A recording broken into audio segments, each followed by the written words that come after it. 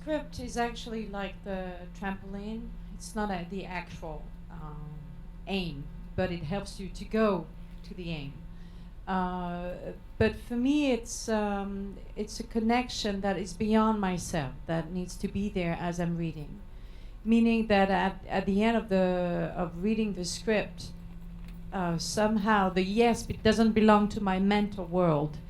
It's more of an intuitive kind of need to do it, that my body somehow takes over.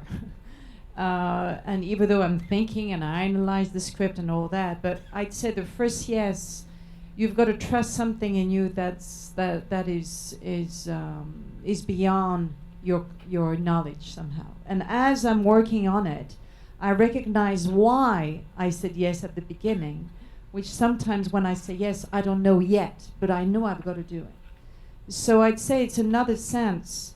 I can give this example of Paul Auster, the writer, who I asked Wim Wenders to write something about Lulu, to revisit a Lulu, a Pabst, and do a contemporary version of it. And Wim and Paul were very, very excited by it. And so we gathered and we talked about it, and Paul wrote the script.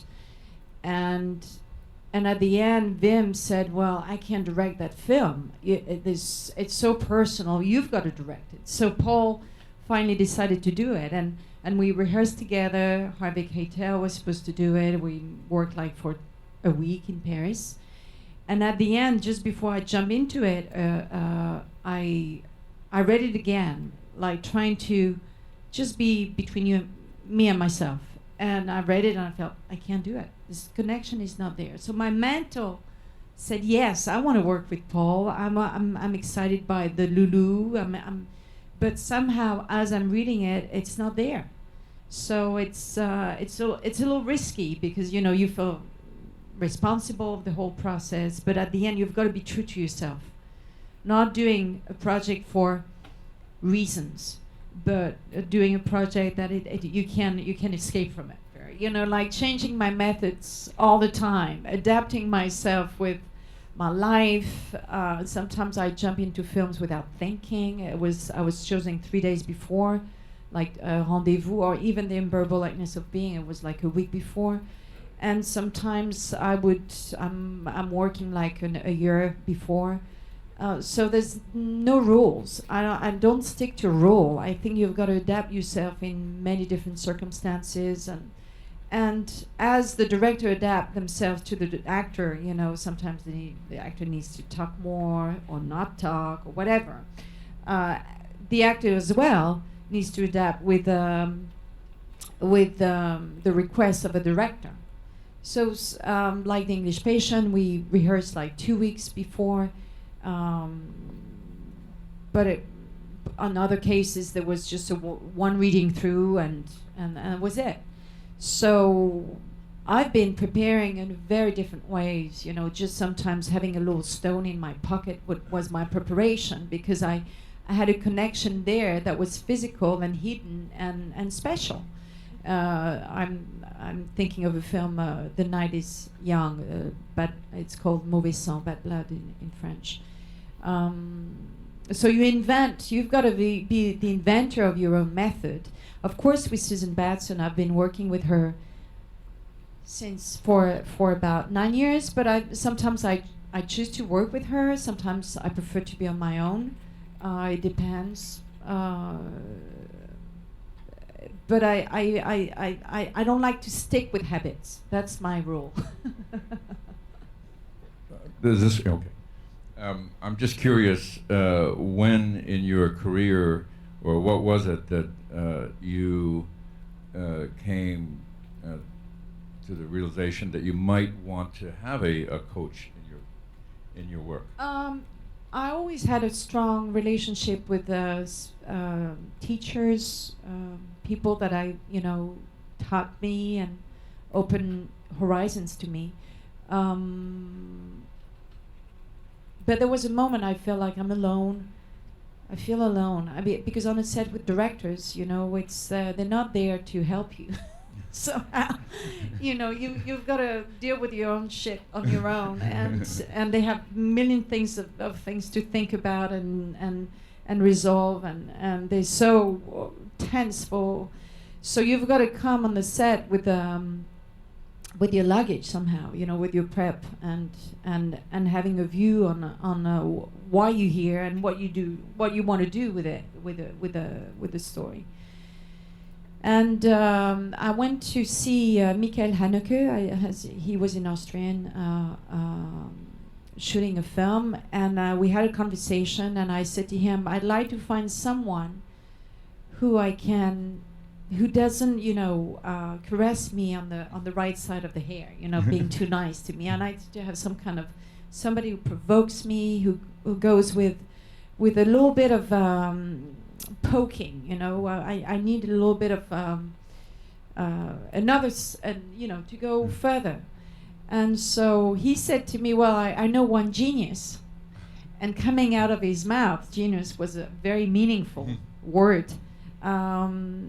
And so it happened. I did a play here, Betrayal, like 9 years ago, of Pinter, and I went to see her. And since then, I just love her, intuition, and she has seeds of genius. Yeah, she has.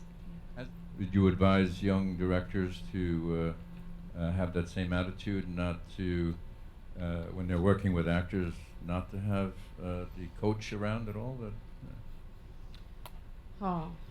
The advice is always a problem because every situation is different, and you've got to work with your instinct. But I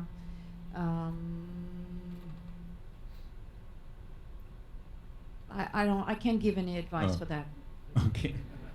Since we have so many young or aspiring directors here, I'd like to know what you think, how an inexperienced director can gain the confidence of an actor, an experienced actor. So if you like the script and there was a first-time director, what is it that's going to convince you by that conversation or meeting that you're going to feel safe working with this person?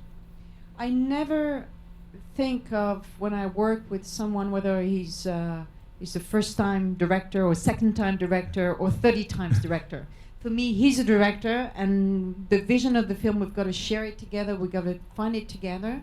So it's more of a circle relationship more than a hierarchy relationship. But I have to consider the director as completely in the core of the work, because otherwise I can't do it. If I try to, okay, it's first time, so I can't. It's like when I was 18, I remember the casting director asked me, "So you want to become an actress?" And I said, "No, I'm an actress." Because for me, there's whether you really feel who you are and why you're here, and what your task is, then thinking it's going to take time to because it's not. You've got to jump into it. Have you had any difficulty with a particular scene where you just couldn't get there, and what is it that you would expect from the director to either get you there or... I don't expect anything from the director. Really? That's really the first step. Because if you expect, you're in the need thing, and whether he wants to help you, it's another story, and it's wonderful. But I come with my own and whether I can, so I'd say in a way I'm my own director, and if the director is willing to share and go and help you, that's fantastic. But it's been too many times where I've been expecting didn't come, so I think, okay, let's resolve this thing here, and so it doesn't mean that there's no back and forth. Of course there is. But I'm not a soldier, or I'm not a little girl. That's probably why I love working with a coach, because it grounds my vision of it, and it's a time of exploration, of trying, and it's more fun to have back and forth thing. Because before a film, a director doesn't have time with the actors. He has to go scouting and just seeing, this scene is going to shoot, which lens. He's working with the DP and all that, or with the first assistant. But the actors somehow is in between things, and you don't have the time unless you work very, long time before, which never happens because of money or because of the way people think and work. But there are exceptions. When you see Cassavetes, the way he was working with Gina Rowland, I mean, they were working all the time, and that makes exceptional films. It's a world in itself. And I'd say in every role, you have to feel the fire in order to get through, because it's not about getting, smoky and sleepy and on sets. You've got to be right there, because the purpose is big. I think that if people come into a movie theater and pay their price and take their time, the time of their life, you've got to give it. You've got to give something special. It's not about, trying to be a director, trying to be an actor. It's really transforming people through stories you choose to do. And that's a big, somehow responsibility. And I've always felt that very early on. I was not taught that. It felt very genuinely, if I want to do that, I've got to be strong. It doesn't mean that there's no moments of vulnerability, because you somehow it works together. If you're not vulnerable, you can be strong, and if the strength is not flexible, then it breaks. Strength is not real strength. So the adaptation you've got to go through on sets and in your life as an actor is big. I think it's one of the highest. I think we're therapists as actors. We're here to serve a certain consciousness, a certain sensibility. Some people are not in touch with their body, with their emotions, and somehow watching something, a story, where they're going to connect in a very weird way. I had changes in my life as a spectator that I will never forget. And I'd say that the first time I realized I wanted to be an actress, it's because I saw a theater play of Peter Brook. It was Ubu Roi, Ubu King of Alfred Jarry. And I was so moved. I was 14 years old.